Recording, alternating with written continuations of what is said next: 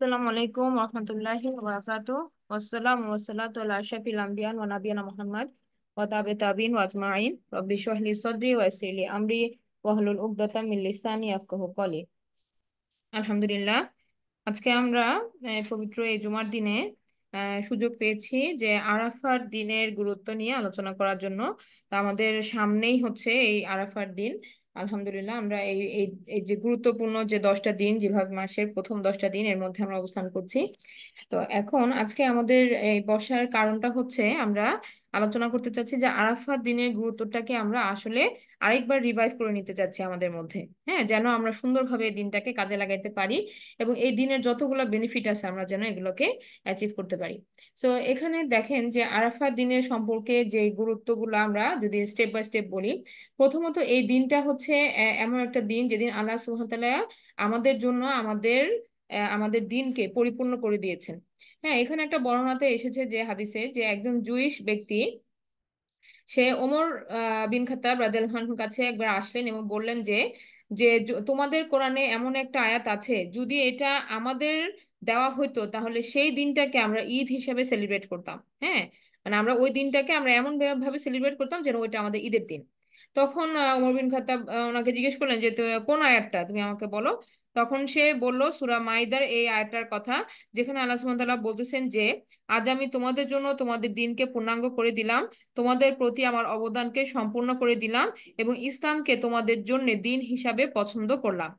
হ্যাঁ, তো এটা আয়াতের বড় একটা আয়াত, এর মধ্যে এই অংশটুকু আছে সূরা মাইদার।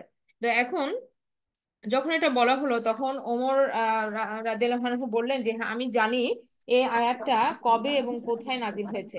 এবং তখন তিনি বললেন যে এই আয়াতটা নাজিল হয়েছে আহ, শুক্রবারে, কোন এক শুক্রবারে, যখন রাসূল সাল্লাল্লাহু আলাইহি সাল্লাম দাঁড়িয়েছিলেন কোথায়, আরাফাতের ময়দানে।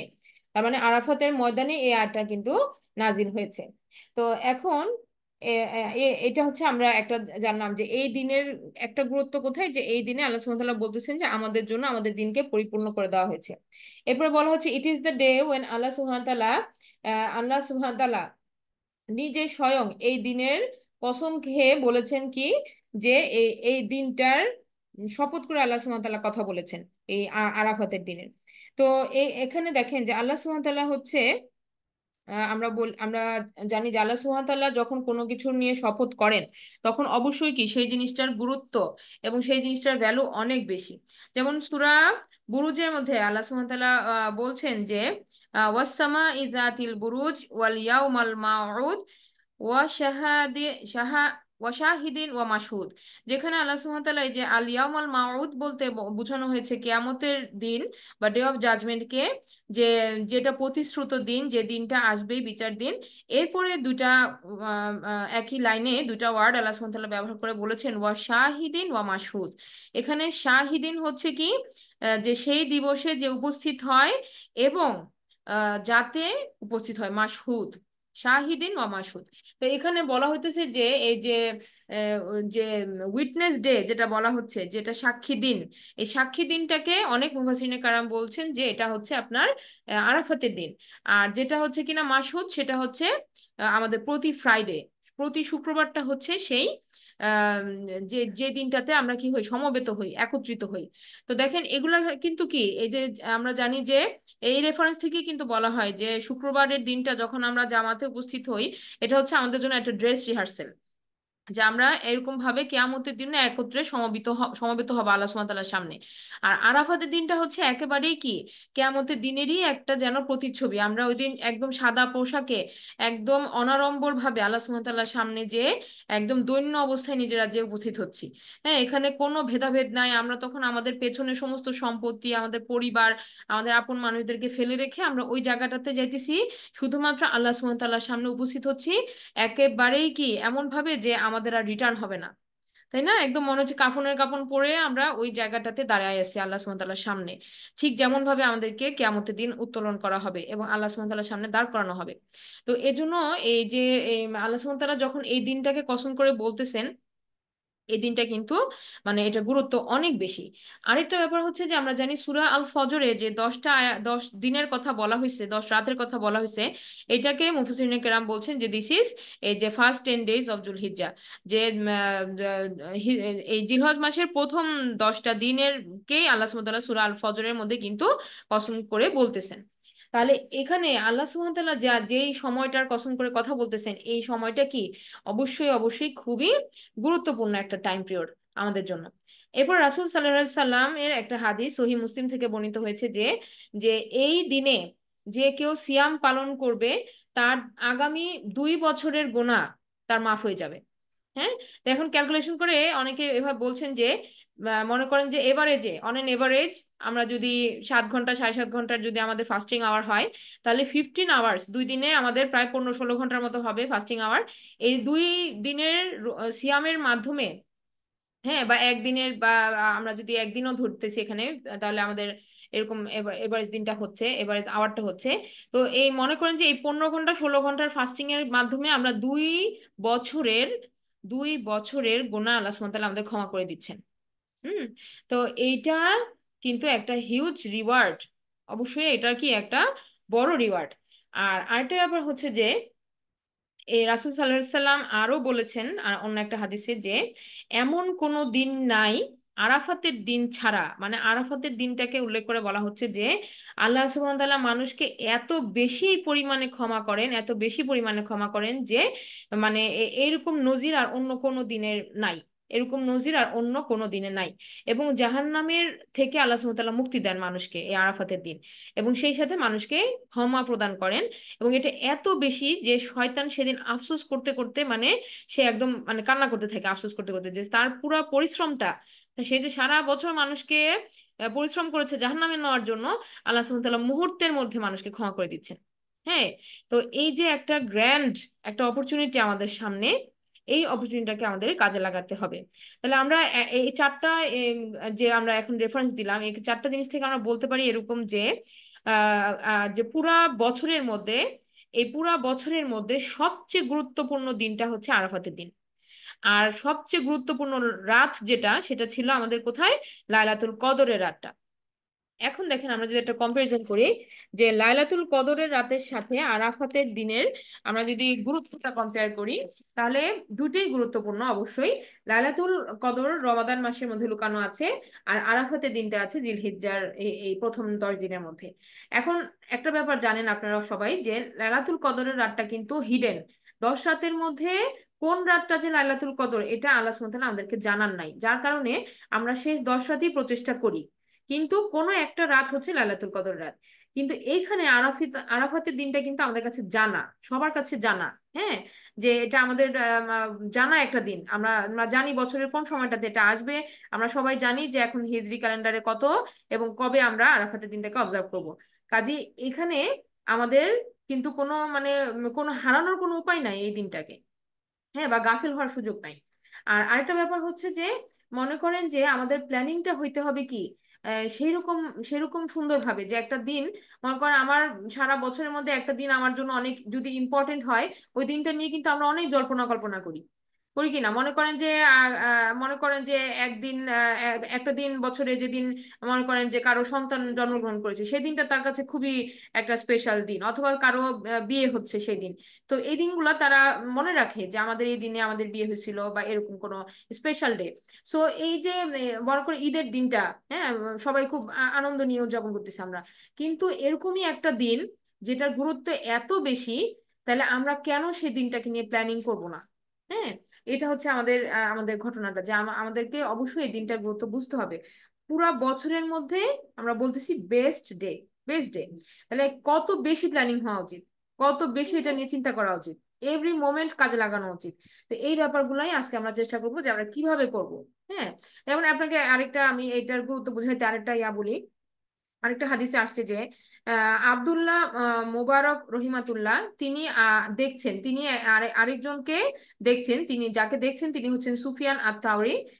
তিনি এই আরাফাতের দিনে হাঁটু গেড়ে বসে আল্লাহ সুবহানাহু ওয়া তাআলার কাছে দুই হাত তুলে দোয়া করতেছেন এবং অঝোর ধারায় কান্না করতেছেন, ক্ষমা চাচ্ছেন। তো তখনই সময়টা প্রায় প্রায় আসরের পরে, প্রায় মাগরিবের কিছু আগে, মানে আরাফাতের দিনটা শেষ হয়ে যাওয়ার মুহূর্ত এই সময়। তো তখন উনি যে আব্দুল্লাহ, উনি যে সুফিয়ান যিনি, ওনার কাছে গেলেন, যে বললেন যে আপনি আমাকে একটা জিনিস জানান, সেটা হচ্ছে এই দিনে সবচেয়ে নিকৃষ্ট ব্যক্তি কে। হ্যাঁ, মনে করেন এই আরাফাতের দিনের মধ্যে সবচেয়ে নিকৃষ্ট ব্যক্তি কে আছে, আপনি কি আপনার মতামতটা আমাকে বলেন। তখন উনি বলতেছেন যে সবচেয়ে নিকৃষ্ট ব্যক্তি আরাফাতের দিনে সে, যে মনে করে যে আল্লাহ তাকে ক্ষমা করবে না। চিন্তা করে দেখেন, সবচেয়ে নিকৃষ্ট ব্যক্তি আরাফাতের দিনে সে, যে মনে করে যে আল্লাহ তাকে ক্ষমা করবে না। কারণ আল্লাহ সুবহানাহু ওয়া তাআলা এখানে এত বেশি রহমত আর ক্ষমার দরজা খুলে দিছেন, যে মানে যে কেউ এখানে ক্ষমা চাইবে সে ক্ষমাপ্রাপ্ত হয়ে যাবে। যে কেউ আরাফাতের ময়দানে উপস্থিত থাকবে সে ক্ষমাপ্রাপ্ত হয়ে যাবে। কাজেই এখানে কোনো মানে কেউ কেউ ভাববেন না এই কথা যে আল্লাহ আমাকে ক্ষমা করবে না। কেউ ভাববেন না এই কথা যে আমার গুনাহ এত বেশি। কারণ এখানে আল্লাহ সুবহানাহু ওয়া তাআলার মার্সি আমাদের গুনাহের থেকেও বড়। এটা মনে রাখতে হবে। আমার গুনাহ কখনো এত বড় না যে আল্লাহ সুবহানাহু ওয়া তাআলা সেটা ক্ষমা করতে পারবেন না। হ্যাঁ, আল্লাহর ক্ষমা আমার গুনাহের থেকে বড়, এটা অবশ্যই বিশ্বাস করতে হবে 100%। তো এই এই জিনিসটাই যে এই দিনের মানে এই দিনের গুরুত্ব যদি আমরা বুঝি, তাহলে এখান থেকে কোনোভাবে আমরা নিরাশ হাতে ফিরবো না। হ্যাঁ, এই দিন থেকে আমরা নিরাশ হয়ে ফিরবো না, এই বিশ্বাসটা রাখতে হবে। তো এখন আমরা এই দিনটাতে আমরা কি করব? হ্যাঁ, এই দিনটাতে আমরা কি করব? তো এইখানে করণীয় ব্যাপারে আমরা যদি আসি সিরিয়ালি, প্রথমত হচ্ছে যে আমরা আমরা জানি যে ইসলামের যে পাঁচটা ভিত্তি, এর মধ্যে দেখেন প্রথমটা কি, শাহাদাত। আমরা জানি যে আমরা কালেমার পড়ার মাধ্যমে আমরা ইসলামের মধ্যে এন্ট্রি করি। এবং এই শাহাদাতটা এত গুরুত্বপূর্ণ যে প্রত্যেক নবী রাসূল এই দিনে, এই আরাফাতের দিনে কিন্তু শাহাদাতের বাণী উচ্চারণ করেছেন। সেটা কি, সেটা হচ্ছে আমরা জানি যে লা ইলাহা ইল্লাল্লাহু ওয়াহদাহু লা শারীকা লাহু লাহুল মুলকু ওয়া লাহুল হামদু ইউহয়ি ওয়া ইউমীতু ওয়া হুয়া আলা কুল্লি শাইইন কাদির। এটা একটা খুব সুন্দর দোয়া, যেটা রাসূল সাল্লাল্লাহু আলাইহি সাল্লাম আমাদেরকে এনকারেজ করেছেন এই আরাফাতের দিনে পড়ার জন্য। বলতেছেন এই একটা দোয়াই আমরা কিন্তু অনেক বেশি অ্যামাউন্টে পড়তে পারি, এবং সেই সাথে আরো অনেক আমাদের নিজেদের পছন্দ মতো দোয়াগুলাকে আমরা করতে পারি। আরেকটা হচ্ছে ক্ষমা চাওয়া। এই দিনটাই তো হচ্ছে আল্লাহ সুবহানাহু ওয়া তাআলা আমাদের গুনাহ মাফের একটা দিন, তাই না? আল্লাহ সুবহানাহু ওয়া তাআলা আমাদেরকে মাফ করে দিবেন এই দিনটাতে। তাহলে আমরা ক্ষমা চাইবো বিভিন্ন ইস্তেগফার পড়ার মাধ্যমে। অনেকভাবে আমরা ইস্তেগফার চাইতে পারি। তো এর মধ্যে সাইদুল ইস্তেগফারটা হচ্ছে সবচেয়ে সুন্দর। সাইদুল ইস্তেগফারটা কেন এত এত সুন্দর এবং এত গুরুত্ব বহন করে? কারণ এটার মধ্যে আমরা একই সাথে আল্লাহ সুবহানাহু ওয়া তাআলার বরত্ব ঘোষণা দিচ্ছি এবং আমাদের নিজেদের পজিশনটাকে কিন্তু আমরা রিকগনাইজ করতেছি। এটা খুব জরুরি। এই এই যে আরাফাতের দিনটাতে কিন্তু আমরা আল্লাহ সুবহানাহু ওয়া তাআলার সাথে আমাদের বন্ধনটাকে আবার কিন্তু রিজুবিনেট করতেছি।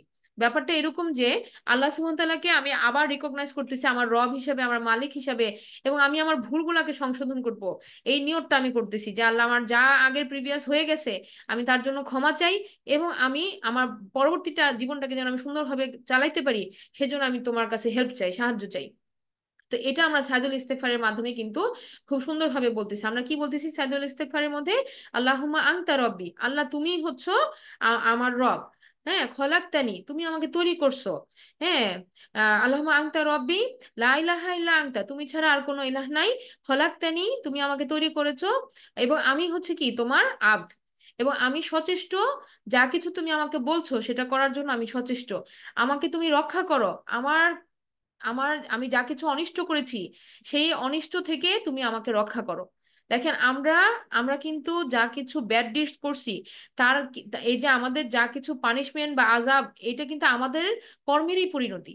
তাহলে আমরা আমাদের উপর যা কিছু অনিষ্ট করে ফেলছি, হ্যাঁ, বা যা কিছু খারাপ আমার দ্বারা হয়ে গেছে, তা থেকে আমরা আল্লাহ সুবহানাহু ওয়া তাআলার কাছে পানাহ চাই। এবং আলটিমেটলি আমরা কি চাই?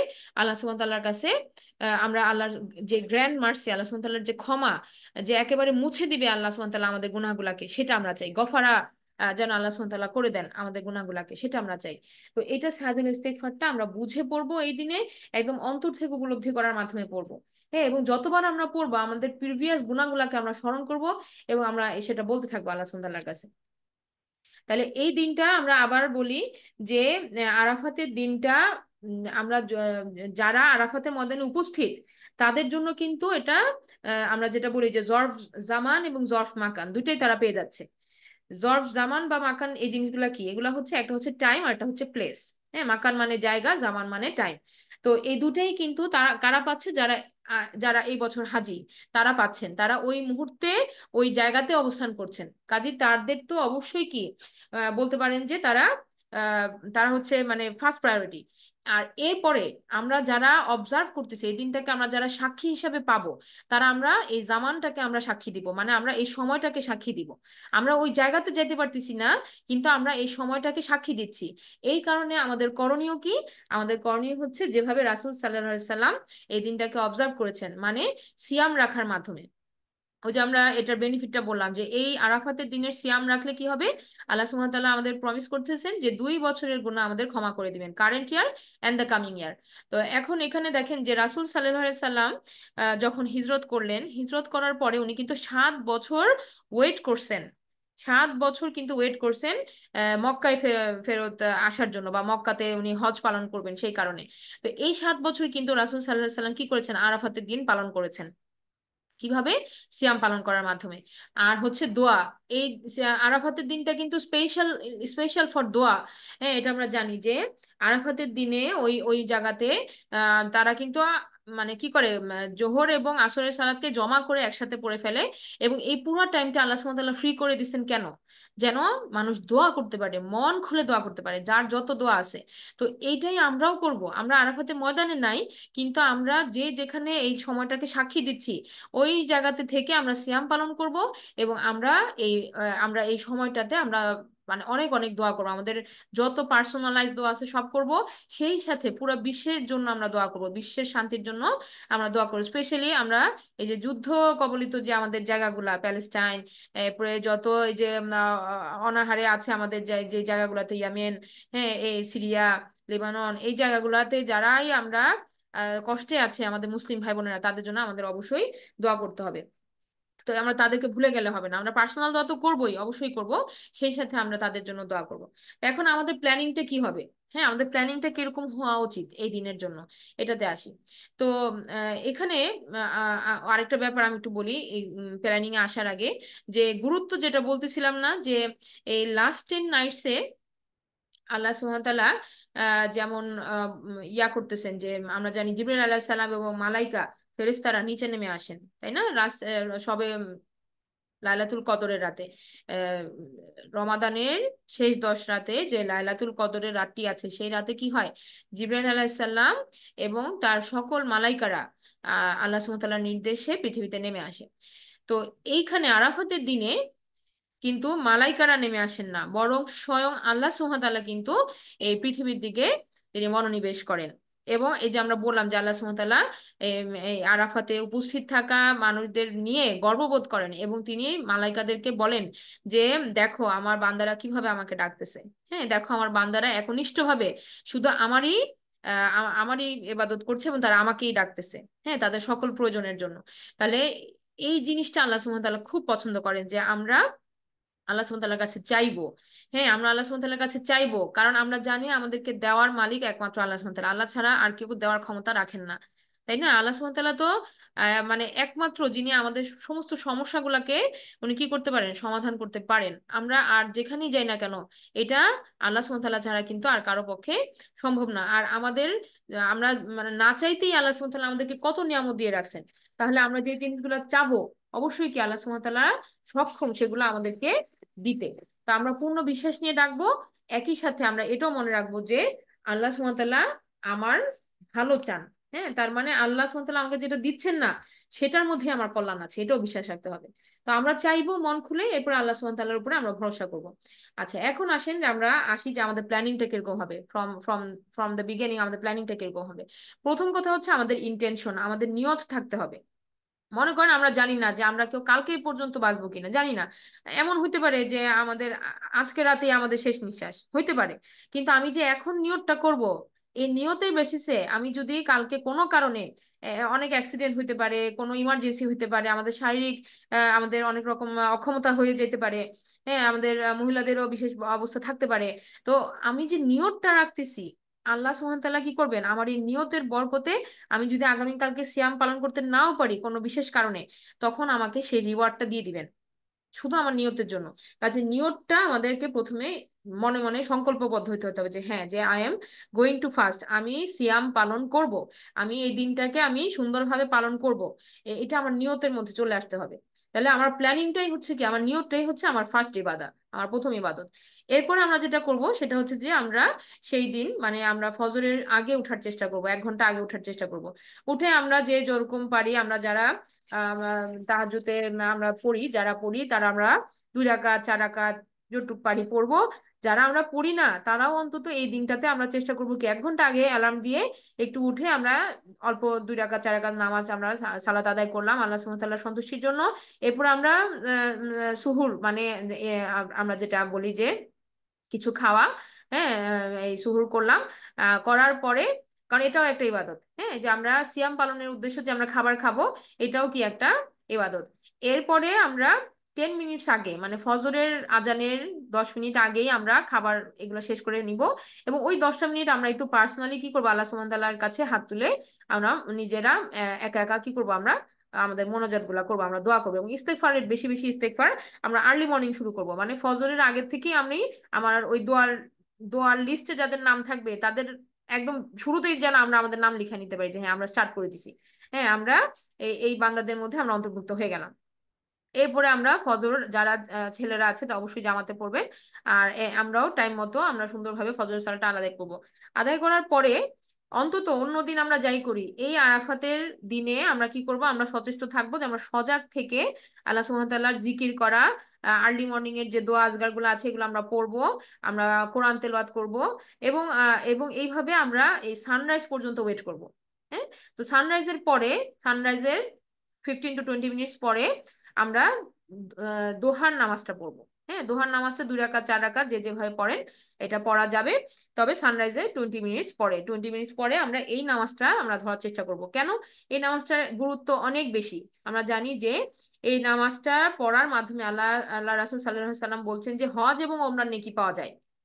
হ্যাঁ, এবং কমপ্লিট ওমরান নেকি পাওয়া যায়। এবং এটা উনি 3বার বলছেন, তাম্মা তাম্মা তাম্মা 3বার বলছেন। যে কেন 3বার বলছেন, আমাদেরকে গুরুত্বটা বোঝানোর জন্য যে এই নামাজটার গুরুত্ব অনেক বেশি। এবং এটা পড়লে আমরা সমপরিমাণ নেকি পাচ্ছি, হজ এবং ওমরার সমপরিমাণ নেকি পাচ্ছি। তাহলে আমরা অবশ্যই কি অন্তত এই দিন এটা মিস করব না, আমরা চেষ্টা করব আল্লাহ আমাদের সবার জন্য সহজ করে দেয়। কারণ অনেকের জন্য এটা ডিফিকাল্ট, এই টাইম পিরিয়ডটা সজাগ থাকা, আল্লাহ আমাদের জন্য সহজ করে দেয়। তো আমরা এই 2 রাকাত নামাজ অন্তত পড়ার চেষ্টা করব। তারপরে বাকি সারা দিনে আমরা আমাদের ফরজ ইবাদত গুলো অবশ্যই কমপ্লিট করব, আমাদের যে সালাদ গুলা টাইমলি আমরা পড়বো। চেষ্টা করব যারা ছেলেরা আছে তারা জামাতে যাবে।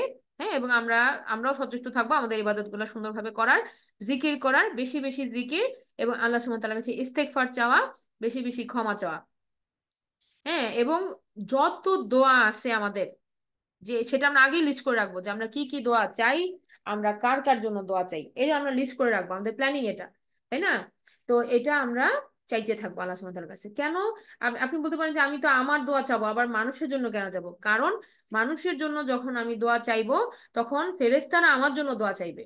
এটা আমরা জানি না যে মানুষের জন্য যখন আমরা দোয়া চাই তখন ফেরেশতারা আল্লাহ সুবহানাহু ওয়া তাআলার কাছে বলেন যে আল্লাহ তাকেও দাও। তার মানে আমার জন্য আমার চাইতে হইতেছে না, আমার জন্য মালাইকারাই চাইতেছে, ফেরেশতারা চাইতেছে। তো এটা কিন্তু একটা অসাধারণ গিফট যে আল্লাহ সুবহানাহু ওয়া তাআলা দেখেন যে আমরা যখন কোনো মানুষের কল্যাণ চাই তখন কি আল্লাহ সুবহানাহু ওয়া তাআলা এমন ভাবে এটা প্ল্যান করে দিয়েছেন যে মালাইকারা আল্লাহ সুবহানাহু ওয়া তাআলার কাছে আমার জন্য কল্যাণ চেয়ে নিবে।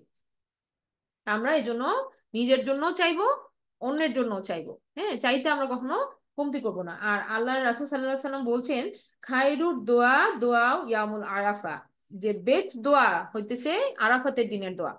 The the best of the দোয়া ইজ দোয়া ডান on the day of Arafah. তাহলে এবং সেই সাথে রাসূল সাল্লাল্লাহু আলাইহি সাল্লাম আরো বলেছেন যে আমি এবং আমার পূর্বের সকল নবী এটা করেছে। এবং আল্লাহ রাসূল সাল্লাল্লাহু আলাইহি সাল্লাম আমাদেরকে শিখিয়ে দিচ্ছেন যে এটা বলার জন্য বেশি বেশি লা ইলাহা ইল্লাল্লাহু ওয়াহদাহু লা শারীকা লাহু লাহুল মুলকু ওয়া লাহুল হামদু ওয়া হুয়া আলা কুল্লি শাইইন কদির। এই দোয়াটা হচ্ছে বেস্ট দোয়া। আর এটা তো আমরা করবই, এর পাশাপাশি পার্সোনাল দোয়া যা আছে সেগুলো আমরা করব। এবং এরকম অনেক মিরাকেল আছে যে আরাফাতের দিনে আল্লাহর কাছে চাওয়া দোয়া অবশ্যই অবশ্যই কি সেগুলো একসেপ্ট হচ্ছে। আমরা আখিরাতের জন্য যা চাবো সেগুলো অবশ্যই কি একসেপ্টেড। আর দুনিয়ার জন্য যা চাবো সেটা আল্লাহ সুবহানাহু ওয়া তাআলার উপরে আমরা তাওয়াক্কুল করবো যে আল্লাহ সুবহানাহু ওয়া তাআলা দিবেন, এটা আমরা 100% আমরা আল্লাহর উপর তাওয়াক্কুল রাখবো। তবে এটাও আমরা মনে রাখবো যে আল্লাহ ইজ দ্য বেস্ট প্ল্যানার। হ্যাঁ, আল্লাহ হচ্ছেন বেস্ট প্ল্যানার। তো আমরা চাইতে কখনো নিরাশ হব না, আল্লাহর সুবহানাহু ওয়া তাআলার রহমত থেকে আমরা কখনো নিরাশ হব না। আচ্ছা, এখন আরেকটা ব্যাপার দেখেন, যে আরো ভালো কাজ আমরা কি করতে পারি? সাদাকা। অবশ্যই সাদাকা আমাদের জন্য একটা বেস্ট অপরচুনিটি এই সময়টাতে, যে আমরা মানুষের জন্য সাদাকা করব। হ্যাঁ, আর আরেকটা ব্যাপার হচ্ছে দেখেন যে, মনে করেন এখানে আমরা একটা এখানে এক্সাম্পল দিচ্ছি, যে মসজিদে নববীতে যদি কাউকে ইতিকাফ করার সুযোগ দেওয়া হয় 30 দিনের জন্য, তাহলে সেটা মানে একটা কিন্তু অনেক সুন্দর একটা অপরচুনিটি, তাই না? 30টা দিন মানুষ মসজিদে নববীতে থেকে ইতিকাফ করবে, কোরআন রিসাইট করবে, প্রত্যেক সালাত বা 5 ওয়াক্ত সালাত সে জামাতের সাথে মসজিদে নববীতে পড়তে পারবে, এবং কতগুলা জানাজা সে অ্যাটেন্ড করতে পারবে ওই সময় ওখানে থেকে। তাহলে এটা একটা মানে বেস্ট অপরচুনিটি। কিন্তু দেখেন একটা হাদিসে রাসূল সাল্লাল্লাহু আলাইহি ওয়াসাল্লাম বলছেন যে যে আমার কোনো ভাইয়ের সাথে, অথবা মানে ভাই বলতে এখানে কোনো সিস্টারও হতে পারে, যে তার প্রয়োজনে আমি যদি তার তার কাছে হেঁটে যাই, সেটা হচ্ছে এই মসজিদে 30 দিন অবস্থান করার থেকে অনেক বেশি উত্তম। তার মানে কি, কারো প্রয়োজন মেটানোর জন্য, কাউকে সাহায্য করার জন্য আমি যদি নিজে আগায় যাই, সেটা হচ্ছে কি বেস্ট, সেটা হচ্ছে বেস্ট দেন স্টেইং ইন মসজিদে নববী ফর 30 ডে। 30 দিন আমি মসজিদে নববীতে থেকে ইতিকাফ করলাম, মানে আমাদের কাছে তো মনে হয় যে এটা একটা মানে অনেক বড় একটা মানে ইবাদত। সেইটা তো আছেই, কিন্তু আল্লাহ রাসূল সাল্লাল্লাহু আলাইহি ওয়াসাল্লাম আমাদেরকে বোঝানোর জন্য বলতেছেন যে এর থেকেও বেটার কি, যে আমি যদি কাউকে সাহায্যের জন্য আগায় যাই, কাউকে আমার দরকার, মানে কেউ আমাকে চাচ্ছে, বা কেউ আমাকে একটু আমার থেকে কোনো অ্যাডভাইস নিতে চাচ্ছে, বা কেউ আমার কাছে কোনো সাহায্য চাইছে, যে আমাকে একটু এটা করতে পারবে, আমাকে একটু হেল্প করতে পারবে, বা আমার এখানে যেতে হবে। সো আমি যদি কারো প্রয়োজনে আগায় যাই, এটা কি একটা অনেক ভালো কাজ। হ্যাঁ, কাউকে হেল্প করা, কারো কাজে আগায় যাওয়া, সাহায্য করা। সো লাইক দিস, তো আমরা এই জিনিসগুলো আমরা করার চেষ্টা করব। হ্যাঁ, মানুষকে হেল্প করা, এড করা, এবং যে কোনো ভালো কাজ এই দিনে, সেটা কি আমাদের জন্য একটা অপরচুনিটি, যে আমরা আল্লাহ সুবহানাহু ওয়া তাআলার সন্তুষ্টি চাচ্ছি। আচ্ছা, এখন আরেকটা ব্যাপার হচ্ছে যে আমাদের পরিচিত যারা এই বছর হজে গিয়েছেন, হ্যাঁ, থাকে না ক্লোজ মানুষ, যে আমার চাচি বা মামা, বা আমার আমার পরিচিত কেউ, আমার ভাই বোন ফুপু কেউ গিয়েছেন, বা আমার কলিগদের মধ্যে কেউ গিয়েছেন, তাহলে আমরা কি করব?